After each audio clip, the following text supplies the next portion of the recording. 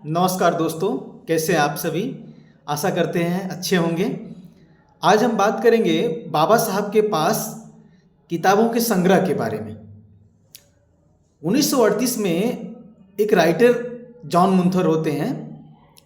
अंग्रेज लेखक जॉन मुंथर अपनी किताब इनसाइड एशिया में लिखते हैं कि बाबा साहब के पास निजी पुस्तकालयों में अगर देखा जाए तो विश्व भर में व्यक्तिगत पुस्तकालयों में सबसे बड़ा पुस्तकालय बाबा साहब का था।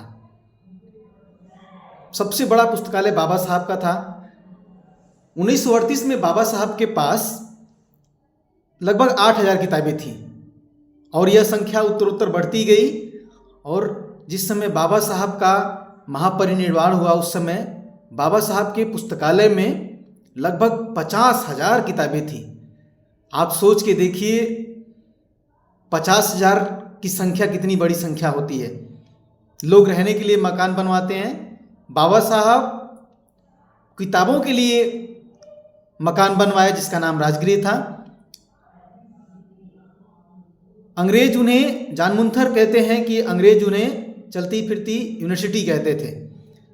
इसके अलावा अगर बाबा साहब के बारे में बात करें तो जॉन मुंथर अपनी किताब इनसाइड एशिया में लिखते हैं कि अगर 500 ग्रेजुएट भी एक तरफ हो करके बाबा साहब के ज्ञान का मुकाबला करें तो भी डॉक्टर अम्बेडकर से नहीं जीत सकते थे।